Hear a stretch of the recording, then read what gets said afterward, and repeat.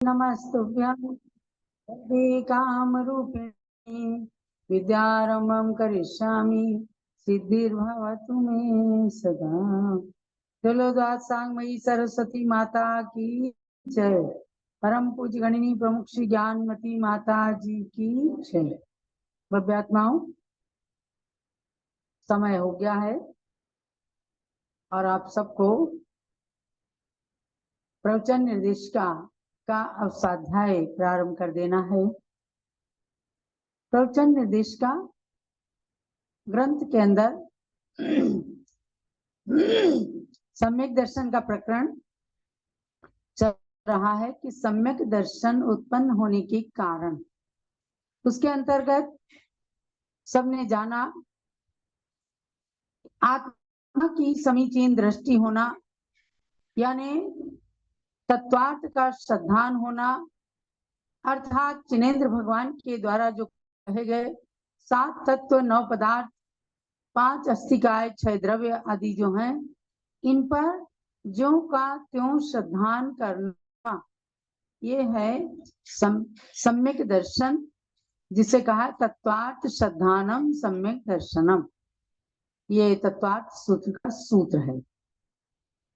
और इस प्रवचन निर्देशिका ग्रंथ के अंदर सम्यक दर्शन को बहुत अच्छे रूप से बताया है। सम्यक दर्शन प्राप्त करने वाला जीव बस अपने संसार को एक लिमिट में सीमित मर्यादित कर लेता है कि अधिक से अधिक अर्धपुद्गल परिवर्तन करके ये जीव मोक्ष को प्राप्त कर लेगा।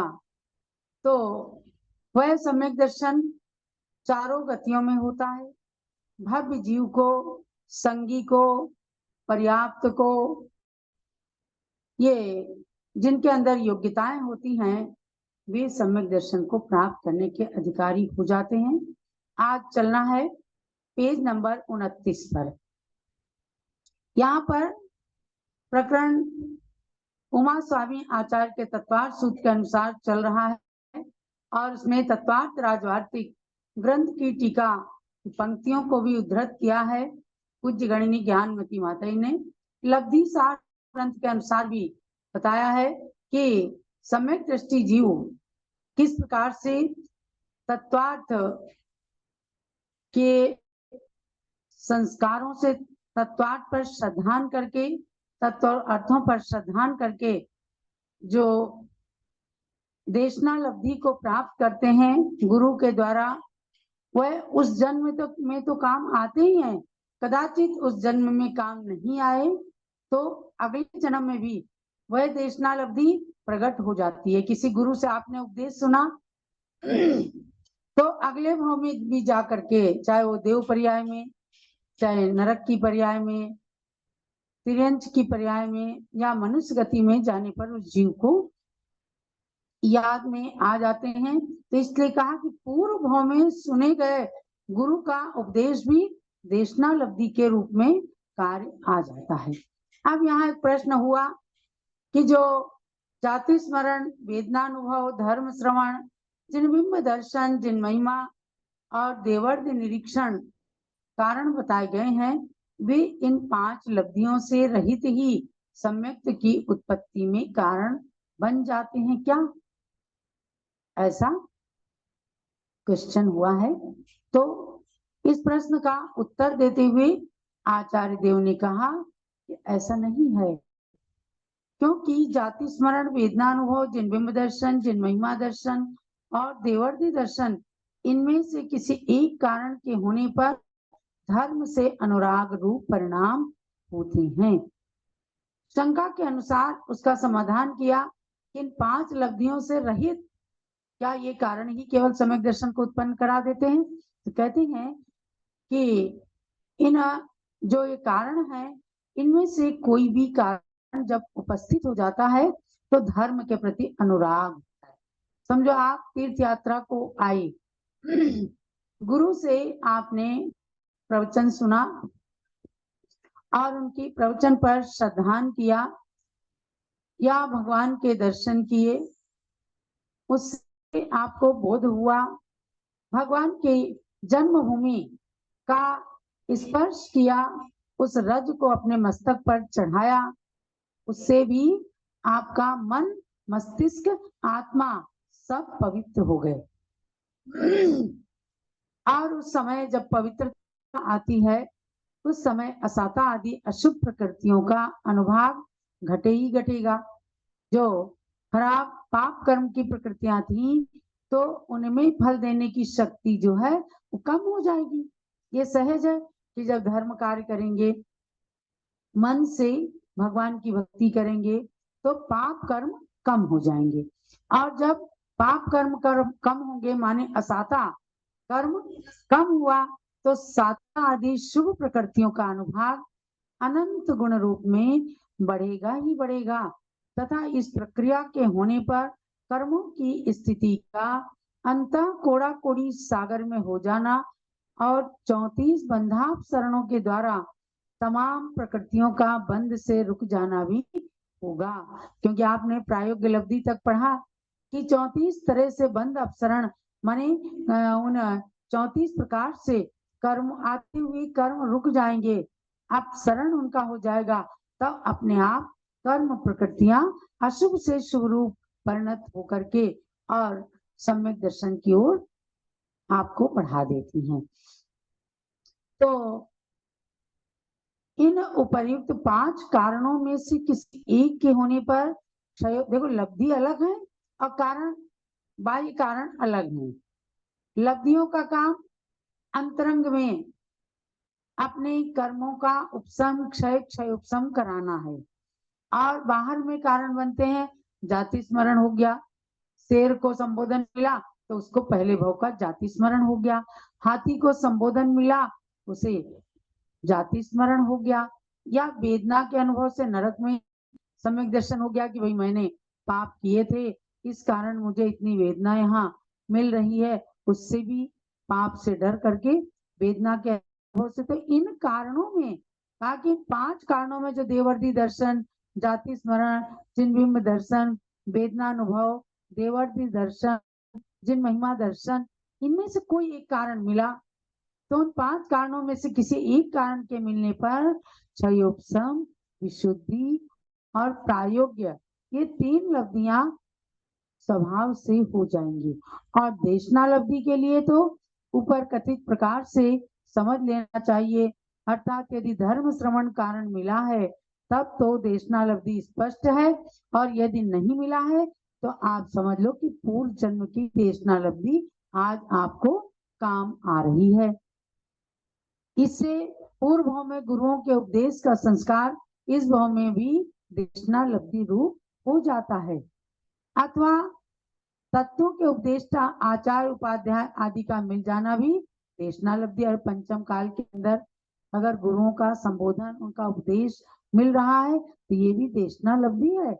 आज सैकड़ों सैकड़ों नगरों को संतों के चातुर्मास का सौभाग्य मिल रहा है। ये क्या है? उनके प्रवचन सुनेंगे, आत्मा पवित्र होगी, न जाने कितने सम्यक दृष्टि बन जाएंगे। तो ये सब देशनालब्धि है। लब्धि माने प्राप्ति और देशना माने उपदेश। तो सच्चे उपदेश की प्राप्ति हो जाना ये देशनालब्धि है। तो तत्काल में जो मिलती है वो तो है ही, लेकिन जो तत्काल में अगर किसी को नहीं भी मिली तो पूर्व जन्म में प्राप्त हुई देशना भी आपकी काम आ सकती है। अथवा तत्वों के उपदेष्टा, आचार्य, उपाध्याय का मिल जाना भी देशनालब्धि है। या बहुत काल पूर्व में यदि उनका उपदेश सुना था और उस उपदेश में कथित पदार्थों के अर्थ का अवधारण किया था, तो वह भी उस समय देशनालब्धि रूप माना गया है। यही बात तो लब्धिसार की टीका में आई हुई है। जैसे कहा, तेषाम उपदेश करा आचार्योपाध्यायादया तेषाम लाभो यह तद देशना प्राप्ति चिरातीत काले उपदेशित पदार्थ धारण लाभो वा सा देशनालब्धिर भवति। वह देशनालब्धि बन जाती है। तो देशनालब्धि का प्राप्त होना बहुत जरूरी है। इसलिए हमेशा कोशिश करना, जहां भी संत चातुर्मास कर रहे हैं, चाहे आचार्य हैं, मुनि हैं, हरिकाएं हैं, इन सब के उपदेश सुनने के लिए जरूर जाना। समझ गए ना? और उस देशनालब्धि को प्राप्त करके अपनी आत्मा में कुछ ना कुछ अच्छी चीज धारण करना। देखो, एक बात की बात है कि एक कन्या को जब वो दर्शन करने गई, जैन नहीं थी, लेकिन अपने सहेलियों के साथ में मुनि के दर्शन करने चली गई। अब वहां पर देखा कि सब लोग नियम ले रहे हैं, तो उसने भी कहा महाराज मुझे भी कुछ नियम दे दो। महाराज ने कहा देखो 5 अणुव्रत ले लो। उसने पूछा अणुव्रत क्या होते हैं? बोले कि बिना मतलब की हिंसा नहीं करना, अहिंसा अणुव्रत हो गया। सच बोलना, सत्यानुव्रत हो गया।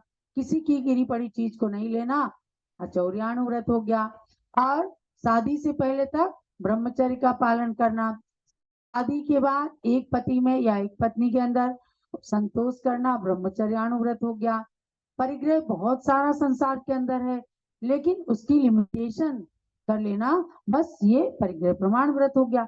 उसने सोचा मेरी सारी सहेलियां ले रही हैं, चलो मैं भी ले लेती हूँ। बड़ा अच्छा लगा। 5 अणुव्रत लेकर के वो कन्या आ गई। आके उसने खुशी खुशी अपने माता पिता को बताया कि मैंने ऐसे ऐसे गुरु से लिया है।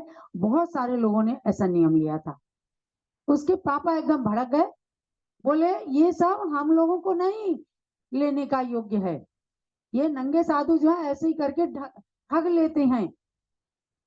तो वो बोली कि नहीं, ये गुरु ने बताया है कि इनको लेने से आगे जाके महर्दिक देव बन जाएंगे। ने कहा उनके पिताजी ने कि उन्होंने मेरे से बिना पूछे दिया क्यों व्रत? बिना पिता के पूछे कन्या को व्रत क्यों दिया?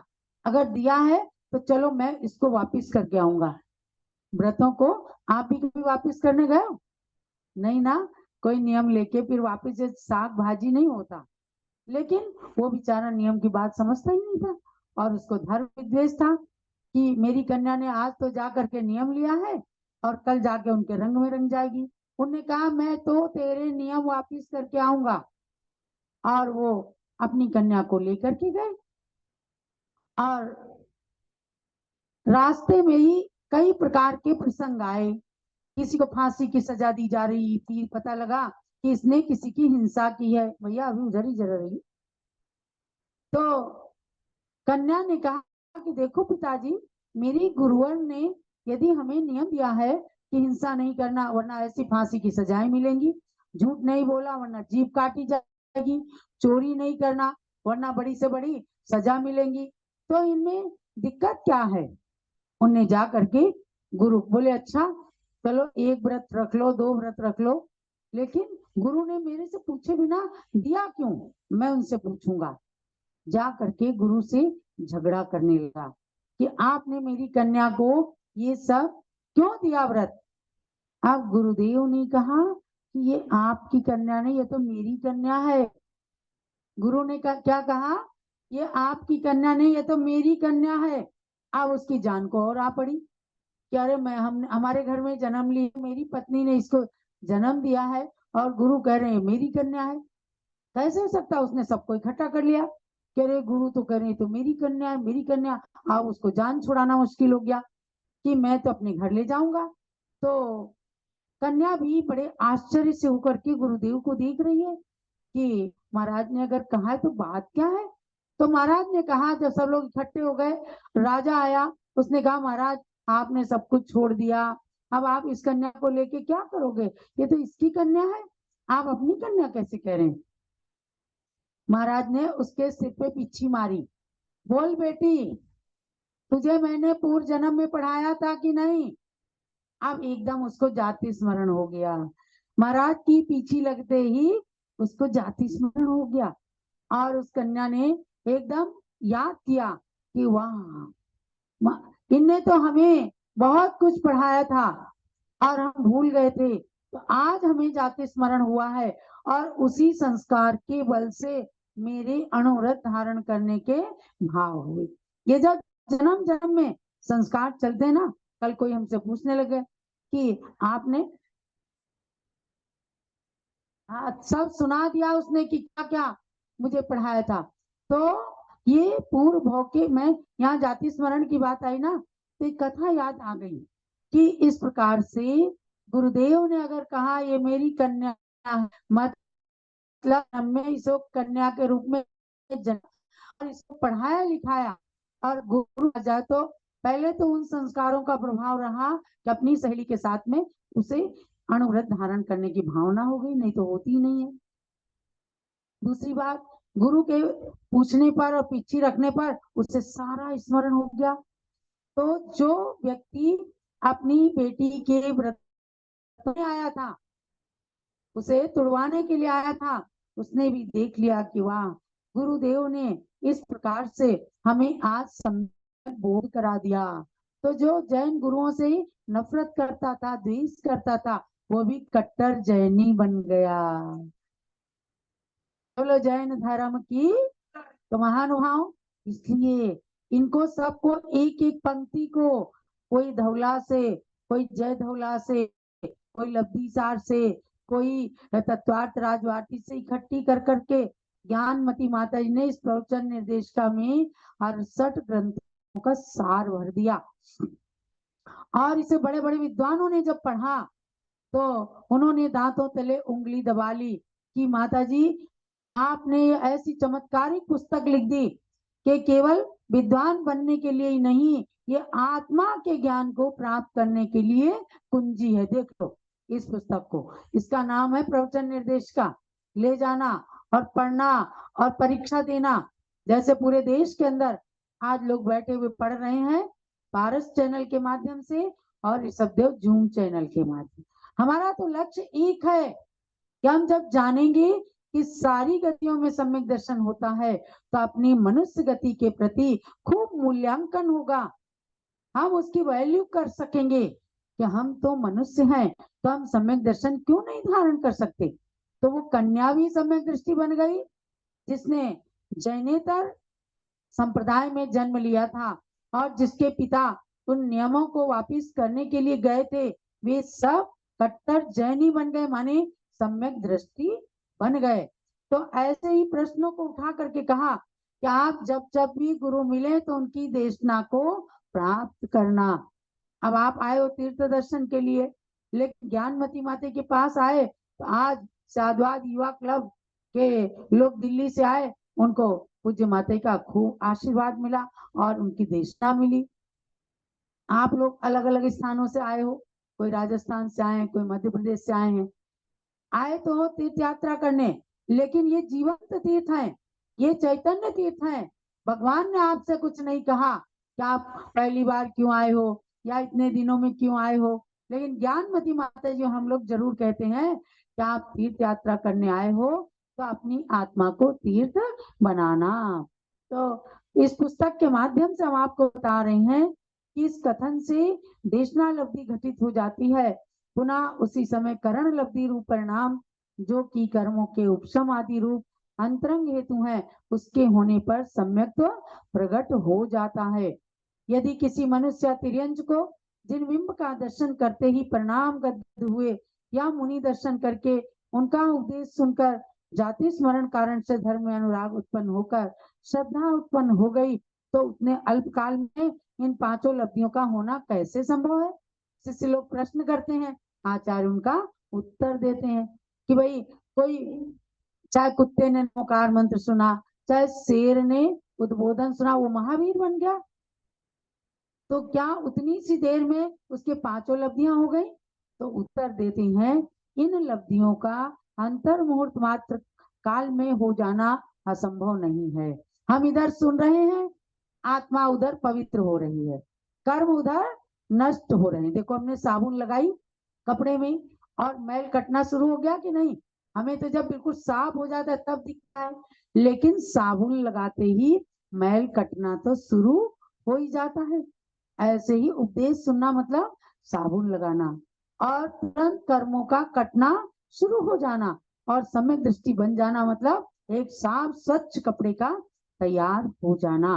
तो कहा कि अंतर मुहूर्त के अंदर माने 48 मिनट के अंदर अंदर अगर पांचों लब्धियां मिल जाए तो कोई असंभव वाली बात नहीं। 5 लब्धियों के नाम सुन के जाना। क्षयोपशम बोलो, विशुद्धि, देशना, प्रायोग्य और करण लब्धि, ये 5 लब्धियां हैं और इनको कहने में देर लगी, और जब आत्मा में पवित्रता आती है, गुरु के उपदेश को सुनते हैं, अंदर में ये सब लब्धियां आके मिल करके सम्यक दर्शन को प्रकट कर देती हैं। तो आचार्य कह रहे हैं कि अंतर मुहूर्त में ये सब अपनी काल लब्धियां अपना कार्य पूरा कर दें, असंभव नहीं है। यदि सबके पृथक पृथक काल में अंतर मुहूर्त होए तो भी सबका मिलकर भी अंतर मुहूर्त मात्र काल हो सकता है, इसमें कोई बाधा नहीं है, क्योंकि अंतर मुहूर्त के भी असंख्यात भेद होते हैं। हमने तो इतना सा किया, ये भी अंतर मुहूर्त है, और 48 मिनट वो भी अंतर मुहूर्त है, और इसके बीच का काल भी अंतर मुहूर्त है। तो इसमें कोई बाधा नहीं, किसी को बड़े अंतर मुहूर्त में हो जाए सम्यक दर्शन, किसी को छोटे से अंतर मुहूर्त में हो जाए। इसलिए सम्यक्त के पूर्वोक्त कारणों से जो अनादि मिथ्या दृष्टि के प्रथमोपम सम्यक्त होना माना है, सो उसमें पांचों लब्धियों को अंतर्गर्भित मानना चाहिए। ये सारी बातों को समझ करके हमें तो केवल कारण उपलब्ध करा देना है, चाहे संतों के उपदेश का कारण। आज ये बच्ची यहाँ पर सुन रही है, पता नहीं कब जब ये थोड़ी सी बड़ी हो जाएगी आप कहोगे हमने आपको ज्ञानमती माता के दर्शन कराए थे, है ना, तो इसे याद आ जाएगा क्या हम बच्चे थे, हम दर्शन करने गए। कोई ना कोई कारण इसका उपस्थित हो जाएगा, जब ये याद करेगी और इसका सम्यक दर्शन प्रकट हो जाएगा। तो ऐसे बचपन से बच्चों को भी संस्कार डाल करके और भगवान के दर्शन, संतों के सत्संग से हमेशा संस्कारित करना ही चाहिए। ये आज के स्वाध्याय का आपको सार समझना है। इसके अतिरिक्त अब मैं अगले विषय